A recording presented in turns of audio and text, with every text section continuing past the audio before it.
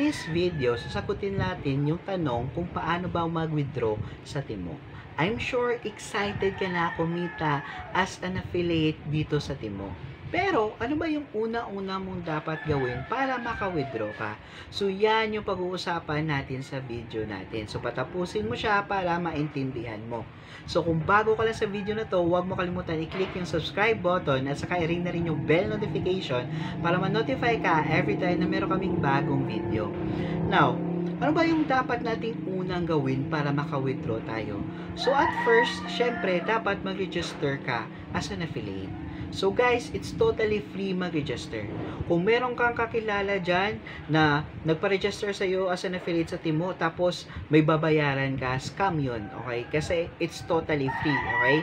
So paano ba mag-register? So i-click mo lang yung link na sa description box below, pagkatapos mapupunta ka sa page na to. Tapos, i-click mo lang yung Get Started.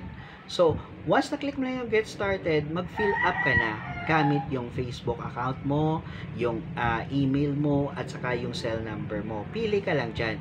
Pero in my case, pinili ko yung Gmail. Okay? Kasi gusto ko malaman yung mga update nila. Okay? So, once nagawa mo na yun, i-download mo na yung app. Once na-download mo na, mag-login ka na. So, ano yung next na dapat mo gawin kasi naka-register ka na?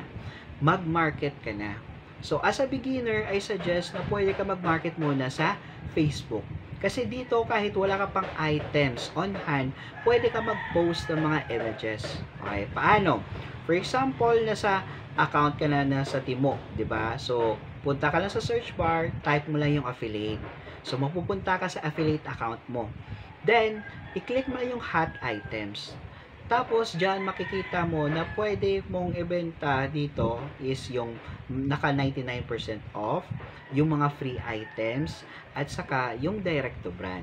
So, halimbawa, sa 99% off, meron ka dyang nakitang item na gusto mong ibenta. I-click mo muna yung image. Tapos, mapupunta ka sa item mismo. So, humanap ka ng image dyan, kahit isa lang na pwede mong i-post. Screenshot mo, kasi yan yung ipopost mo. Kasi ika-crop mo yan. Okay? So, next, once nagawa mo na yan, balik ka sa items na yon. Tapos, i-click mo yung share item. So, meron dyang malalabas na mga pwede mo magamit na link. So, ito yung gagamitin mo. I-copy mo lang. Okay? So, once na-copy mo na, punta ka na sa Facebook account mo. Tapos, mag-post ka dyan. So, ilagay mo yung kinopy mo, i-paste mo. Tapos, yung image na crop mo. Then, ang gagawin mo is mag-post ka sa mga groups, up to 30 groups, especially sa mga buy and sell. So, maging consistent ka. Gagawin mo lang ito every single day para kumita ka. So, let's say, kumikita ka na. So, dito guys, yung minimum withdrawal is 500 peso. So, if less than 500, hindi ka maka-withdraw. Tapos, yung withdrawal method nila is PayPal. So, dapat meron kang PayPal account. It's totally free gumawa. It's very easy. Maraming video out there. Okay? So, let's say meron ka ng PayPal account. So, i-click mo lang yung withdraw. Pagkatapos, merong choices. It's either mapupunta sa credit balance or sa PayPal. Sa credit balance, mapupunta sa account mo sa Timo, wherein pwede mo itong gamitin kapag bumili ka ng item. Okay? Or sa PayPal, diretsyo na sa PayPal account mo. Tapos, pwede mo dyan ilagay yung GCash mo. Okay? Kasi papupuntahin mo sa GCash yung money mo sa PayPal. Okay? Kasi yan yung ginagawa ko, guys. So, tuturuan kita ng bonus step. Okay? So, guys, every time mag-withdraw ko through PayPal, nilalagay ko sa GCash, pagkatapos nilalagay ko sa Maya Savings.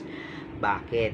Kasi dito, kumikita pa ng up to 15% daily interest, okay, per annum, yung income ko.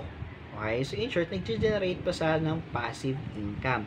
So, kung gusto mo malaman kung paano kumita ng up to 15,000 pesos per month sa Maya, okay? So, punta ka lang sa description box below. Meron dyan paano kumita ng 15,000 per month sa Maya. Panoorin mo lang. Okay? So guys, kung meron ka pang katanungan regarding sa withdrawal ng Timo at paano mag-market, just comment down below para masagot po natin. So it's me again, Anthony James Yusa, signing out.